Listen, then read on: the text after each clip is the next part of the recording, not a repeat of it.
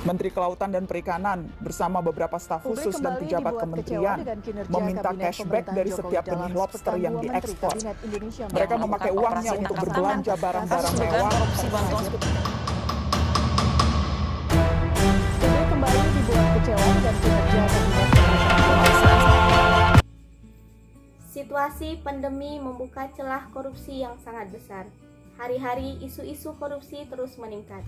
Di saat kita semua bertahan sulitnya hidup di era pandemi yang telah merenggut banyak nyawa dari saudara-saudara kita. Namun, sayangnya para pejabat dan politikus-politikus negara tetap bernafsu untuk nodong sana-sini demi kepentingan pribadi. Assalamualaikum warahmatullahi wabarakatuh. Perkenalkan, nama saya Fitri Yusroh, NIM 2020-143642, kelas 1Q, mahasiswa Universitas PGRI Palembang, program studi pendidikan guru sekolah dasar. Di sini saya akan membahas materi tentang integritas dan kejujuran di tengah korupsi yang merajalela.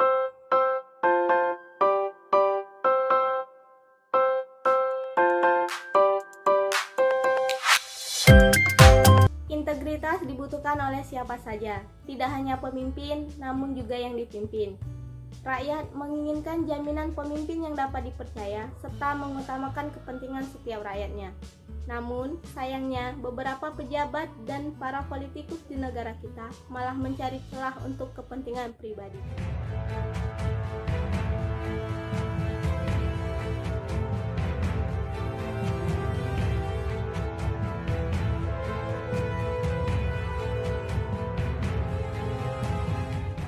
Karena departemen itu yang semestinya mengayomi rakyat, tetapi malah korupsi besar-besaran.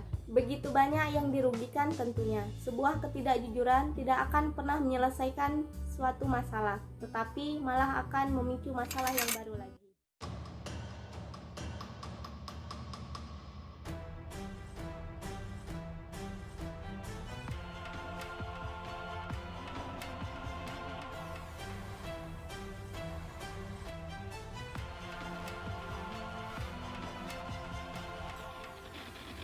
Jika di masa pandemi saja beberapa pejabat dan para politikus di negara kita malah mencari celah untuk kepentingan pribadi, pertanyaannya yang menarik, lalu siapa yang akan menjadi panutan kita sebagai rakyat?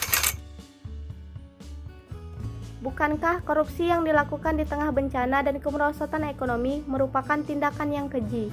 Dana bantuan sosial yang sebenarnya masih jauh dari kata cukup untuk memenuhi kebutuhan dasar masyarakat, tetapi malah dirampok oleh para pejabat. Mencederai rasa kemanusiaan kita. Pengawasan ketat bagi realisasi anggaran sekaligus evaluasi total kinerja para menteri menjadi syarat mutlak memulihkan kepercayaan publik kepada pemerintah. Uang tunai yang tersimpan di 7 koper, 3 tas ransel, dan amplop ini menjadi barang bukti yang disita penyidik Komisi Pemberantasan Korupsi dalam operasi tangkap tangan di lingkungan Kementerian Sosial. Jumlah uang tunai yang disita mencapai 14,5 miliar rupiah, diantaranya berupa dolar Amerika dan dolar Singapura. Dalam konferensi pers di gedung KPK Minggu dini hari, Ketua KPK Firly Bahuri menetapkan 5 orang tersangka, yakni dari pihak penerima dan pemberi. Salah satunya adalah Menteri Sosial RI, Juliari Peter Batubara. Juliari ditetapkan sebagai tersangka kasus dugaan tindak pidana korupsi terkait bansos COVID-19. Korupsi bukanlah masalah yang sepele, bahkan akan berimbas terhadap masyarakat pada umumnya, serta melambatnya sistem perekonomian suatu negara. Selain karena anggaran yang dikeluarkan pemerintah sangat besar, ada fleksibilitas penggunaan dana karena adanya tuntutan dan daya serap yang tinggi.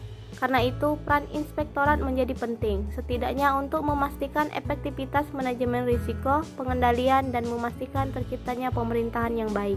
Sangat disayangkan mestinya, demi kepentingan pribadi, rakyat jadi korban. Sekolah adalah salah satu media efektif dalam penerapan nilai-nilai kepancasilaan anti korupsi. Oleh karena itu, inilah saatnya untuk mengembalikan sekolah sebagai lokomotif penguatan budaya anti korupsi untuk jangka panjang. Mari kita awali dengan melakukan pendidikan anti korupsi yang dimotori oleh satuan pendidikan. Melihat dan mendengar itu semua rasanya miris melihat negeri ini. Maka dari itu, kita sebagai generasi muda, marilah kita bersama-sama mengintegritaskan diri serta meningkatkan kejujuran yang dimulai dari diri kita sendiri. Pemimpin yang baik adalah pemimpin yang berintegritas serta berpegang teguh pada kejujuran. Demikianlah pembahasan materi kali ini. Akhir kata, wassalamualaikum warahmatullahi wabarakatuh.